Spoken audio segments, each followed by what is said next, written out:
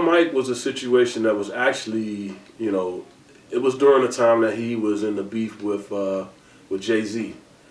And I knew that that beef wasn't going to last forever. My whole thing was, okay, so what do we do after this beef is over? Like, how do we come out of this?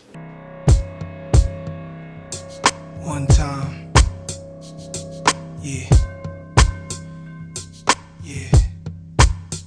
Yo, all I need is one mic, one beat, one stage, one nigga front my face on the front page. Only if I had one gun, one girl and one crib, one God to show me how to do things. It's Sunday. You know, we just started thinking about some different things. Actually, it was my first meeting with Nas. You know, we just sat and talked about that feeling of having if you're getting ready to get into a situation where you have to fight or you have to get ready to defend something, what's that record that will calm you down?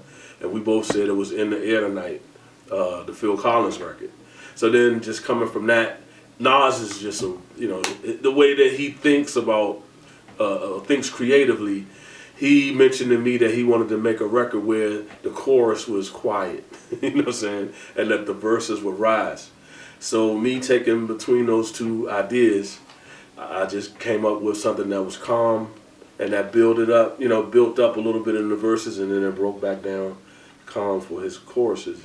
And I mean, I didn't think nothing of it, but we were just being creative. Next thing I know, I'm in a strip club in Queens, and they cut all the lights out. And all the strippers had on like neon. It was all for one mic. And I was just like, yo, I never thought this record would be in a strip club, let alone, people just going to it. But I mean, Nas just put down like he was coming from his heart. He scrolls those lyrics out. So I mean, it was just a combination of all of those things together. Nas is a very musical person. Most people think that rappers listen to rap all day.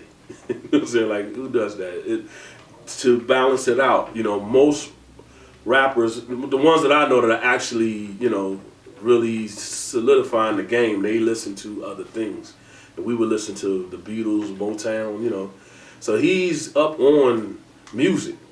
So it's one of the reasons, he masterminded the whole thing, even me being there. He knew what I had did with Puff and the whole Bad Boy thing, and that I could play instruments, and he just said, you know what, let's see what we can do with that. And he knew it was going to be musical. It's just that, it was really his idea. I just kind of followed along.